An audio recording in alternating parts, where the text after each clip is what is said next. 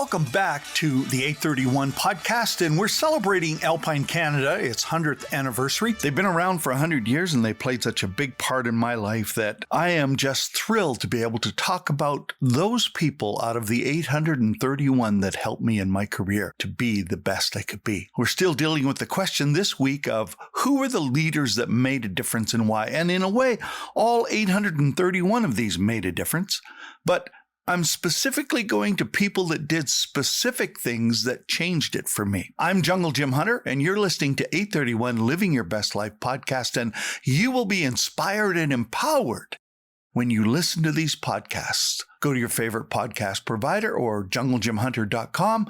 Please subscribe, download, and click on like, and let us know how we can help you.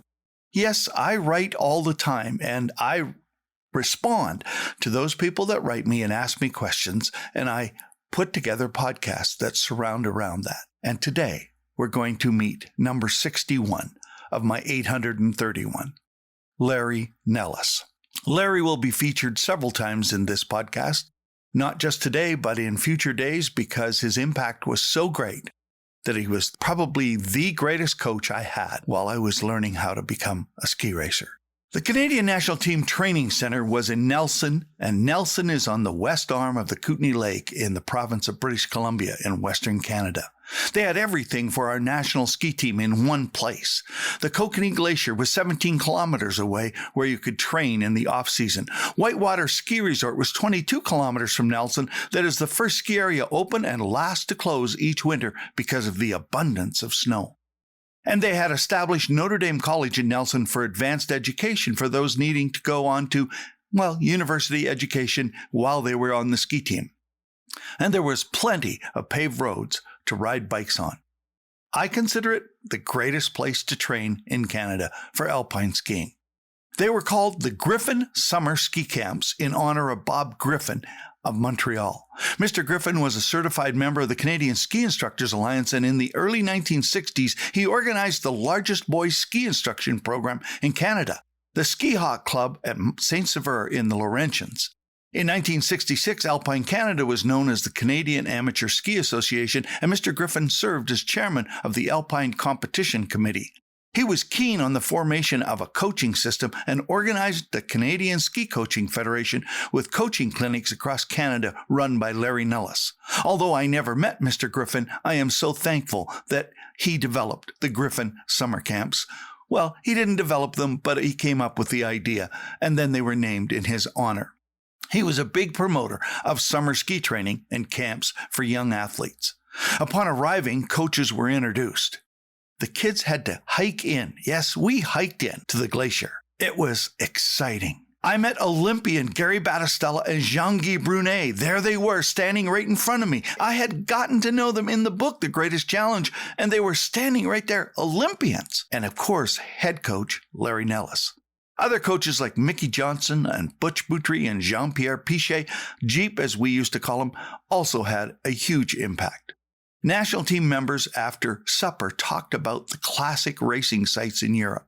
Peter Duncan and Rod Hebron and Keith Shepard and many others were right next to me. These mountains of men, as I called them. Jean-Guy Brunet would smile and say, "Let the ski do the work once you've aligned with gravity." He would smile and tell you to get in line with gravity. Butch was tough as a rock, and I wanted to be as strong as he was. Mickey Johnson skied so smooth he made butter look like it was as rough as the Rocky Mountains. And Jeep was so kind to me and would listen to me and talk about what I was thinking, questioning, and trying to understand. They were generous and giving people.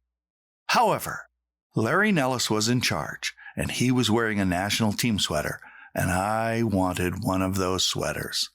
"Hi, Mr. Nellis," I said. "How do I get one of those sweaters?" Larry had a way of looking at you and every person that he met, and you felt the same way. He would tilt his head, smile, and you could see a twinkle in his eye.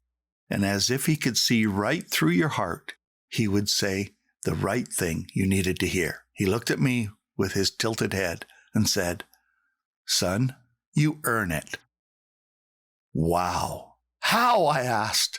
"You must be able to do the following." He says, I want to see you do 100 push-ups in a minute, 100 sit-ups in a minute, 100 chin-ups in a minute, 100 bench hops in a minute, and ride a bike 100 miles a day, any day of the year. Whew. Wow, I had my growth goals in front of me in less than 5 seconds. And that's what I did.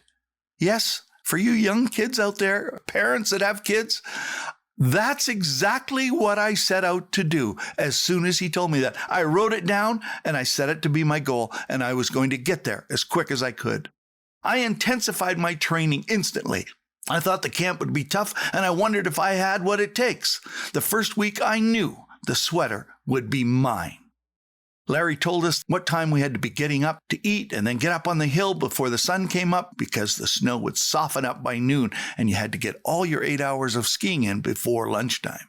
Gary Battistella held an afternoon session walking you inch by inch through the turn in our shorts, t-shirts, and running shoes. I loved it and spent every afternoon with him. The handle lift Briggs & Stratton motors were not always dependable, and we had to climb. By the third day, every racer was getting later and later up on the hill, and in the afternoon, physical training, most of them didn't show up. Each day, more kids dropped out. In the technical training with Gary Battistella, by the fourth day, I was the only one to show up.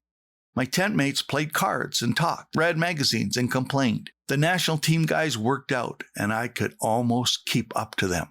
I watched Larry work out as he led the workouts, and he never stopped teaching what to do to be ski strong, as he would say. He told me how he had weights made from train parts and gears and bars, and the records of the national team were on the Slocan chief cabin for those 1-minute tests. They were right next to the camp, and I would go and write them down and say, I'm going to break every one of these. I finally broke every one of them. The comments about how tough this was a vacation compared to working for my dad on the farm, however. And that's how I knew I would make it.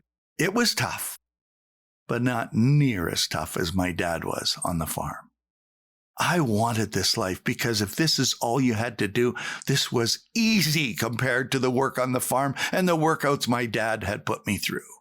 I asked Larry Nellis every question I had, and I knew when I got home that my 2-speed bike was going to be much busier and that a pail of tire tubes would be sitting right next to me on the tractor and the truck and the combine, and a pail of steel bars would be on the other side. And I turned the cab of everything I drove into a gym. I literally had the first mobile gym in the world. I determined that I would do over 100 of everything in 60 seconds, being able to ride a bike 100 miles any day of the year and lift 1 million pounds in an hour. And then I could say I was ready for the World Cup. The glacier made me aware of how I could lift 1 million pounds in an hour. Yeah, you'll have to wait for that podcast. Larry has always been the Red Bull of the national team. He gave you wings with the way he looked right through you and convinced you that you had the possible chance to make it. He was the kindest, toughest coach I could ever encounter. One kind thing is not just saying nice things, but it's saying things that make even the hardest work feel like it's the nicest thing you could do. And that's what Larry was capable of. Today, it makes all the difference. I want to ask you today to make the effort to say the words, smile, and put a twinkle in your eye that will help someone be what they know they can be. You can see it. They maybe can't see it, or maybe they doubt, but you can make the difference. If this is what the national team is, then I must earn the right to become a member. I was inspired to my tips of my toes. Getting a national team sweater must be and is an honor to wear, and anyone who represents our country must wear it well. My quote for the day: the kindest leader is one that starts, continues, and finishes what he asks you to do. I'm Jungle Jim Hunter, and you've been listening to 831 Living Your Best Life podcast, and I hope you've been inspired and empowered today.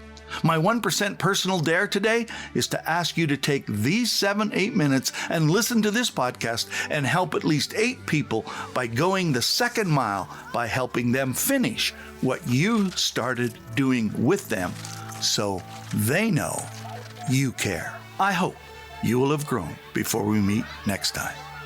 Thanks for listening.